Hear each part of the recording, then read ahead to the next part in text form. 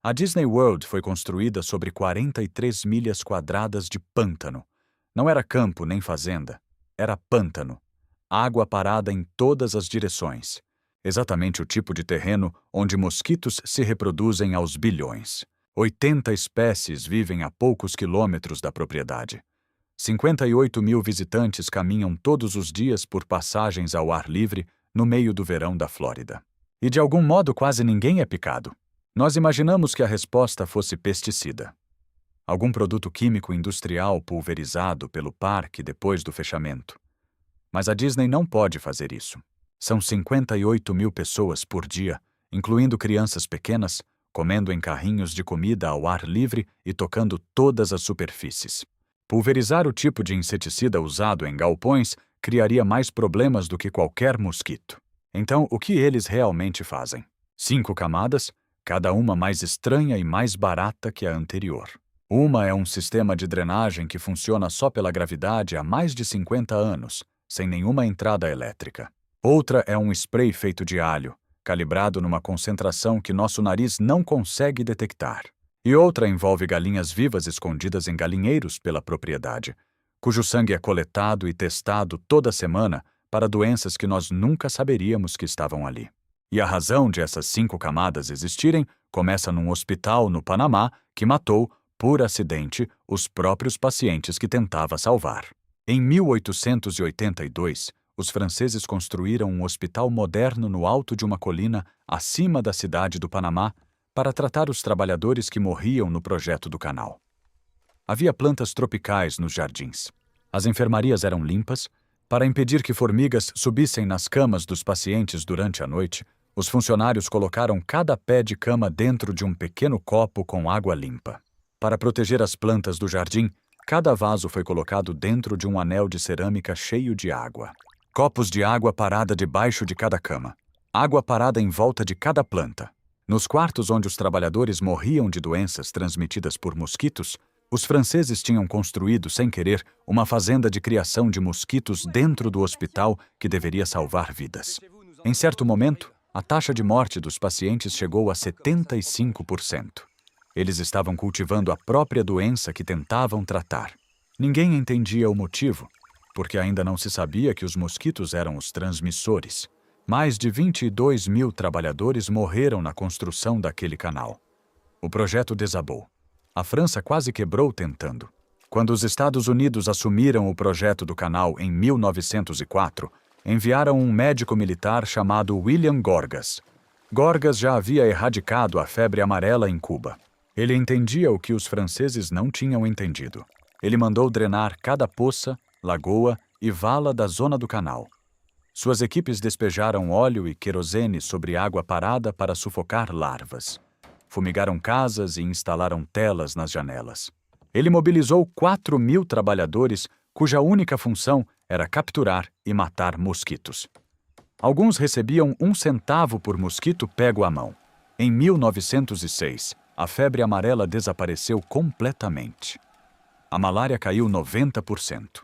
A lição era brutal e simples. Nós não matamos mosquitos. Nós destruímos as condições de que eles precisam para existir. Décadas depois, Joe Potter foi governador daquela mesma zona do canal. Formado pelo MIT, ele aprendeu essa lição de perto.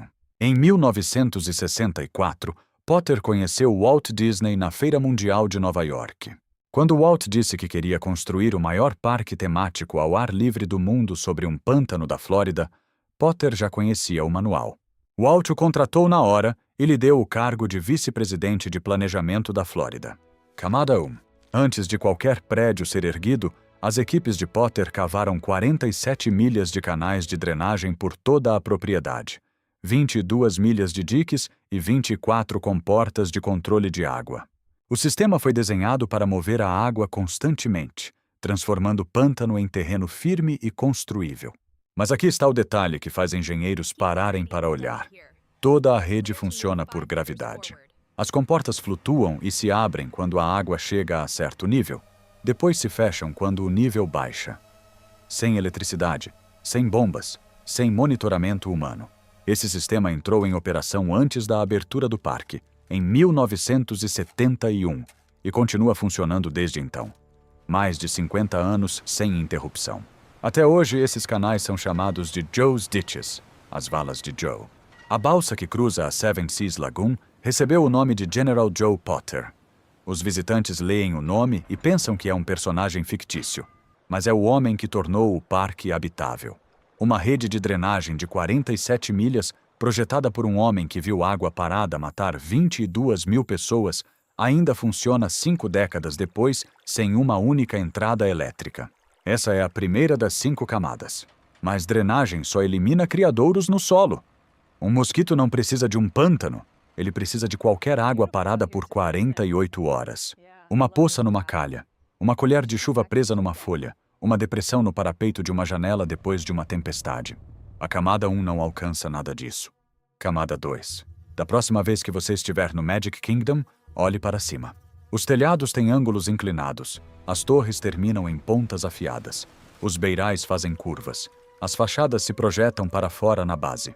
Quando a chuva cai, a água escorre imediatamente de cada superfície e segue para drenos que quase ninguém percebe. Cada superfície do parque foi moldada para impedir que a água fique parada. Não há bordas planas, parapeitos fundos de janela, nem saliências horizontais onde até 1/4 de polegada de água possa ficar acumulado por algumas horas. O castelo da Cinderela foi desenhado para parecer um conto de fadas, mas também foi desenhado para ser mortal para mosquitos. E isso vai até o chão. A Disney World tem mais de 13 milhões de plantas individuais. Cada espécie foi escolhida porque suas folhas escoam água, em vez de segurá-la. Quando chove, a água bate nas folhas, rola para fora e segue para canais de drenagem, alimentando o sistema de canais. Até a grama drena mais rápido que gramados comuns, evitando poças depois das tempestades diárias de verão da Flórida.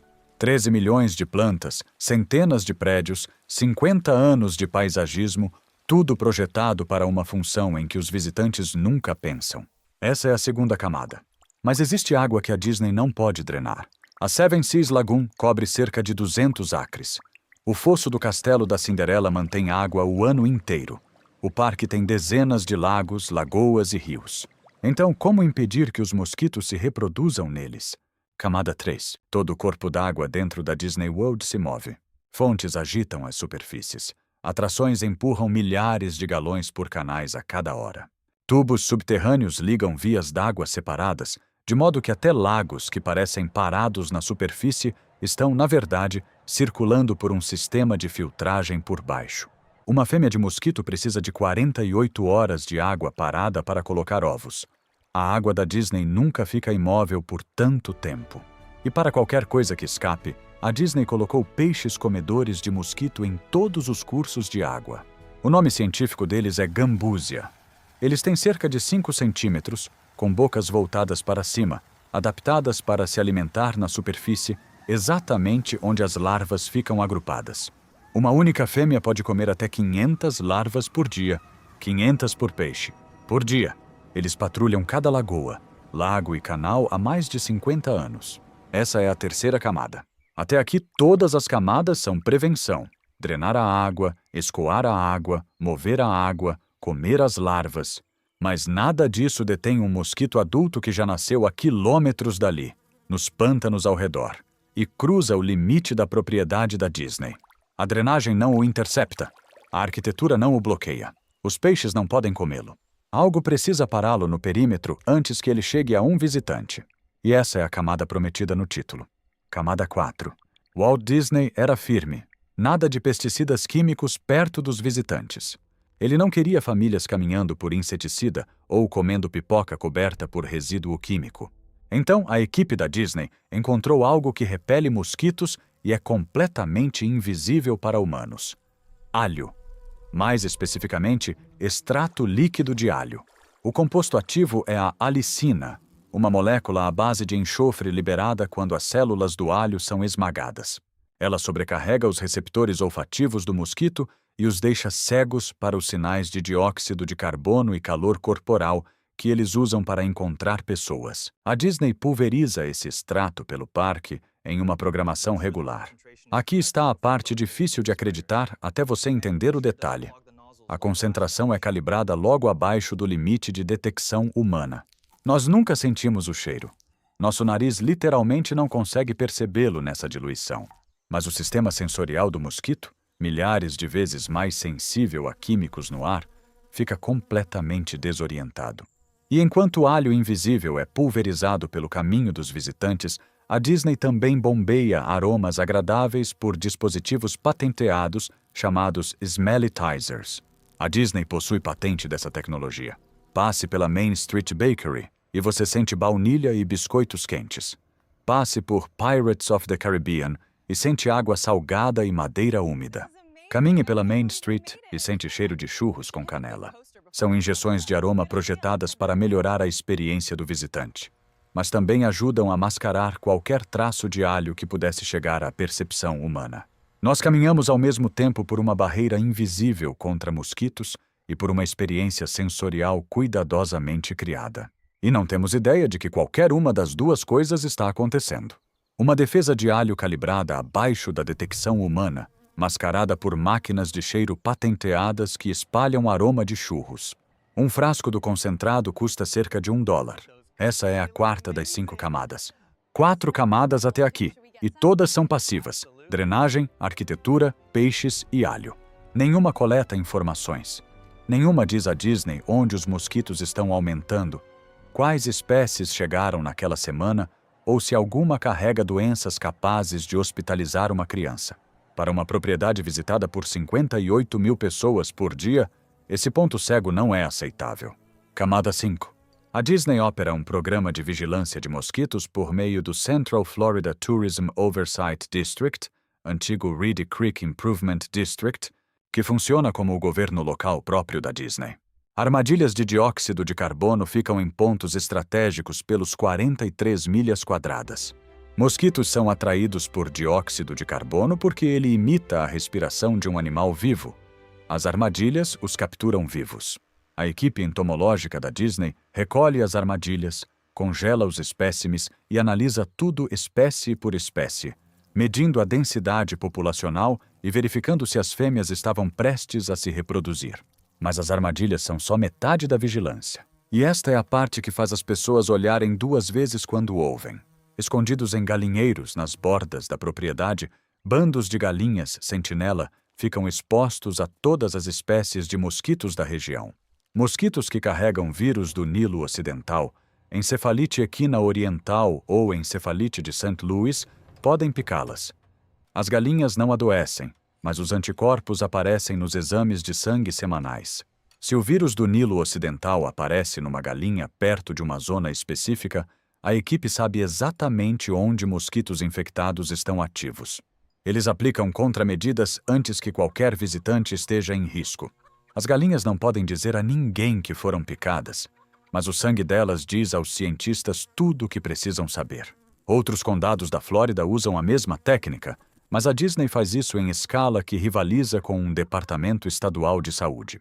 E ainda existe a Força Aérea Biológica. Caixas para morcegos estão espalhadas pela propriedade. Um único morcego marrom come mais de 1.000 insetos por hora. Casas de andorinhas púrpuras são disfarçadas como elementos decorativos. Vespas parasitas comem larvas de mosquito quase exclusivamente e desaparecem antes de incomodar qualquer visitante. Armadilhas de CO2. Espécimes congelados analisados por espécie. Galinhas sentinela cujo sangue revela surtos invisíveis. Uma força aérea privada de morcegos, vespas e libélulas. Uma rede de inteligência cobrindo 43 milhas quadradas, 2 vezes o tamanho de Manhattan, funcionando em tempo real. Essa é a 5ª camada. 5 camadas. Canais movidos por gravidade, criados por um homem que viu água parada matar 22 mil pessoas. Arquitetura projetada até o formato das folhas. Peixes comedores de mosquito consumindo 500 larvas por dia. Alho invisível mascarado por máquinas de aroma patenteadas. E uma rede de vigilância com galinhas sentinela e uma força aérea biológica. Nada disso exigiu uma única gota de pesticida químico. Mosquitos da Flórida carregam vírus do Nilo Ocidental, dengue e encefalite equina oriental, um vírus com taxa de mortalidade de 30%. As 5 camadas mantiveram tudo isso longe dos visitantes por quase meio século. Até 2016. Naquele verão, O vírus Zika chegou à Flórida. O Zika pode causar defeitos graves em bebês ainda no útero. Pela primeira vez em 45 anos, as 5 camadas da Disney não foram suficientes. A Disney adotou medidas de emergência. Estações de repelente apareceram em todas as áreas de todos os parques. Quartos de hotel receberam latas de aerossol de repelente. Placas foram instaladas pelo resort. O aplicativo My Disney Experience enviou notificações sobre prevenção contra mosquitos. E à noite, a Disney começou a aplicar nebulização química em áreas comuns com um produto chamado Scourge, fabricado pela Bayer. Eles até preencheram água parada no abandonado River Country Water Park, uma atração fechada que acumulava água sem chamar atenção. Pela primeira vez desde que Joe Potter cavou suas valas, a Disney quebrou a regra de Walt. As 5 camadas foram criadas para impedir mosquitos de chegar aos visitantes. Nunca foram criadas para impedir tudo que os mosquitos poderiam carregar. Toda defesa tem uma brecha que nunca foi feita para cobrir. Mas, para o controle comum de mosquitos, as 5 camadas funcionam.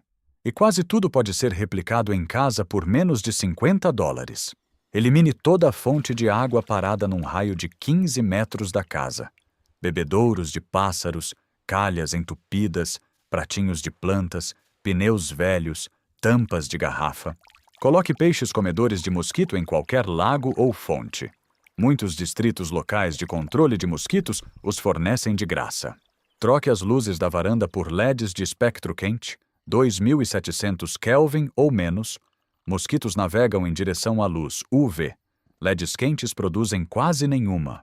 Compre concentrado de barreira de alho online, cerca de $1 o frasco. Misture com água e pulverize o perímetro do quintal.